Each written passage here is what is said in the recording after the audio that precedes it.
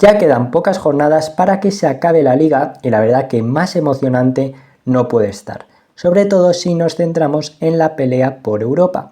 Y es que la derrota de la Lazio ante el Bodø Glimt noruego en la Europa League garantiza que 8 equipos españoles jugarán el año que viene competiciones europeas, haciendo posibles sueños como el del Eurocelta, el Euro Mallorca o el Euro Rayo, que a falta de 8 jornadas para la conclusión son todavía posibles. De hecho, hay un dato sorprendente: de los 20 equipos que hay en la liga, 19 se pueden meter al menos en una competición europea, la única excepción el Valladolid. Pero hubo un año en el que hubo más de 8 equipos españoles en Europa, y eso que no existía ni la Conference League.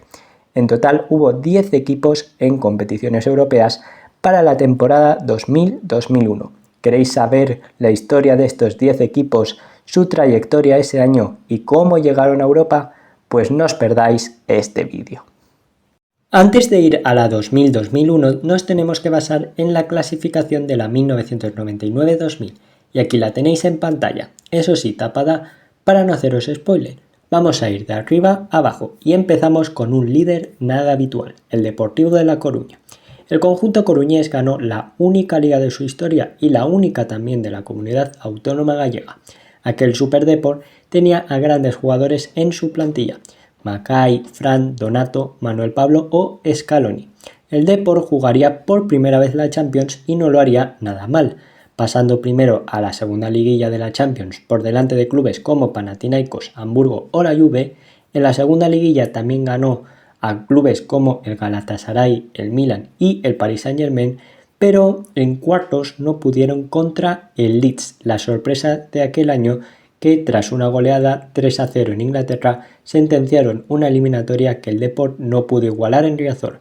Tras ver esta increíble campaña del Depor, que no fue su mejor campaña en Europa porque en la 2003-2004 jugaron de hecho las semifinales, seguimos este vídeo. Segundo en la 1999-2000 fue el Barça de Van Gaal. El conjunto culé tenía jugadores de la talla de Rivaldo, Figo, Guardiola o Luis Enrique, aunque eso sí no les sirvió para levantar la liga. Clasificaron a la Champions, donde no lo hicieron muy bien. De la mano de Serra Ferrer no empiezan bien su andadura en Europa, quedando tercero en la primera liguilla por detrás de Milan y Leeds, pasando a jugar la Copa de la UEFA. Allí las cosas fueron mejor, ganando al Brujas, al AEK de Atenas y al Celta, del que después hablaremos, pero en semifinales no pudieron frente a un Liverpool después de perder en Anfield por 1-0, con gol de McAllister, Gary McAllister, nada que ver con el ahora jugador de los Reds, Alexis McAllister.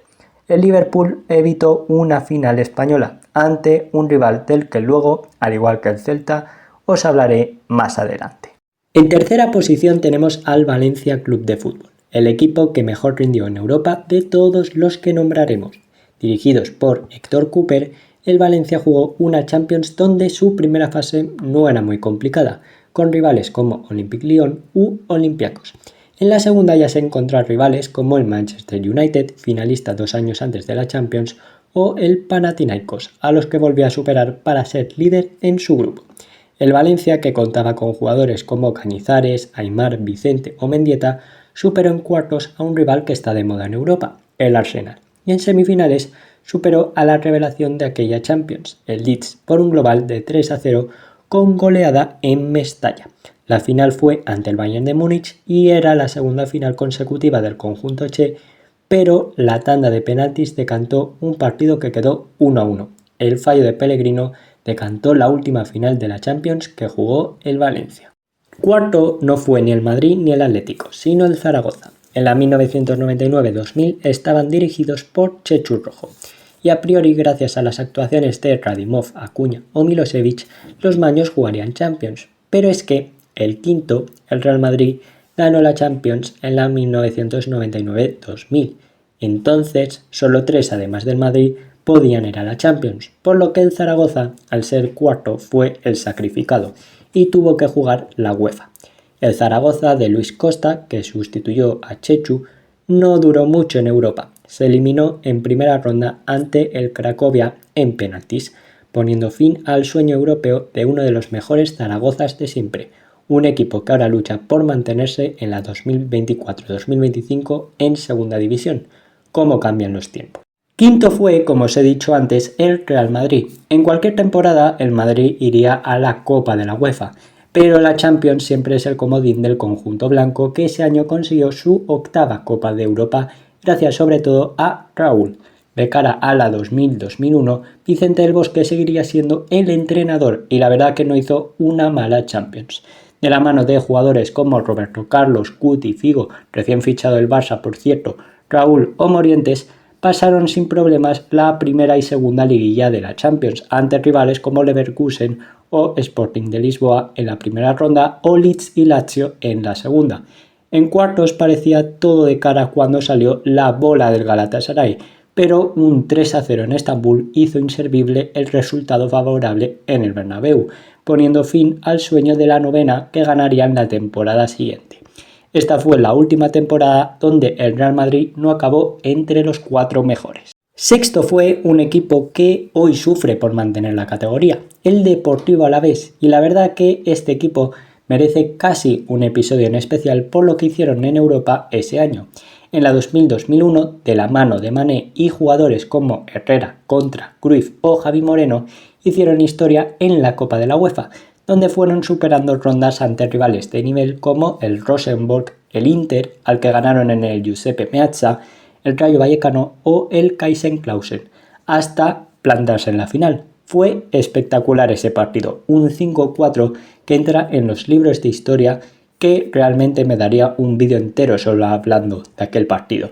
Si dais muchos likes, unos 50, lo hago sin problemas. El Alavés perdió aquella final, pero su gesta sigue vigente hoy en día. Seguimos con el séptimo equipo.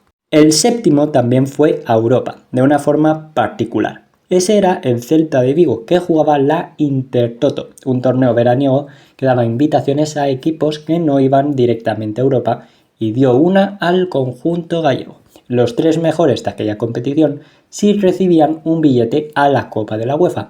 ¿Y qué hizo el Celta? Ganar la competición superando a clubes como el Aston Villa o el Zenit ruso. El conjunto celeste, dirigido por Víctor Fernández y que contaba en sus filas con jugadores como Gustavo López, Cataña, Carpín o Berizzo, logró mantener el sueño europeo varias rondas. En primera ronda ganaron al Rieja, en segunda al Estrella Roja, campeón de Europa del que tenéis un vídeo aquí arriba, al Shakhtar, al Stuttgart, pero en cuartos no pudieron contra un club del que ya hemos hablado, el Barça, con los que tuvieron una eliminatoria igualada. Este año puede que sea el que vuelvan a Europa, nunca se sabe. El octavo fue el Valladolid, pero no fue a Europa, no le invitaron ni a la Intertoto. Una faena sin duda para los castellanos y leoneses que habrían vivido una temporada histórica. Noveno fue el Rayo, del que tengo un vídeo en profundidad hablando de aquella temporada en Europa, pero mejor que lo veáis vosotros. Resumiendo bastante, pasaron una previa ante un equipo desaparecido de Andorra, ante el Molde, el Viborg, en 16avos superaron al Lokomotiv de Moscú y en octavos al Girondin de Burdeos, y en cuartos no pudieron contra otro español, el Alavés. Normal que no llegaran tan lejos los equipos españoles si luchaban entre sí. Como os he dicho antes, no pasaron, pero esta temporada es historia al ser la única del conjunto vallecano en Europa.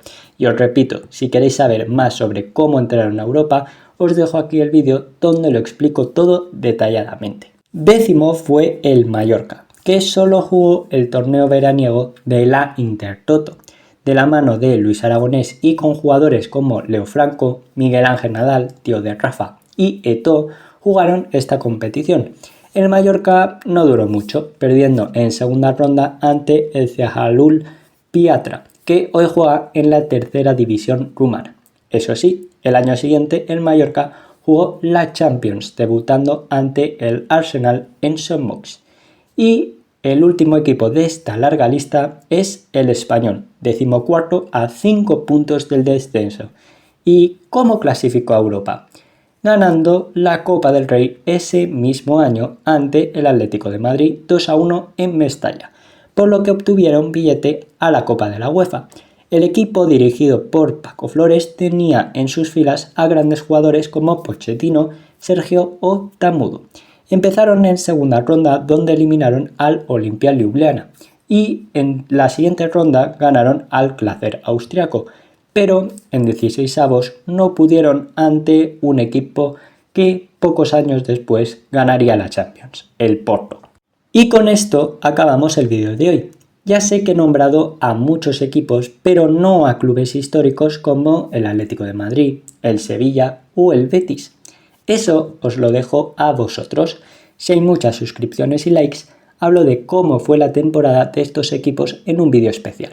Dicho esto, nos vemos en el próximo vídeo.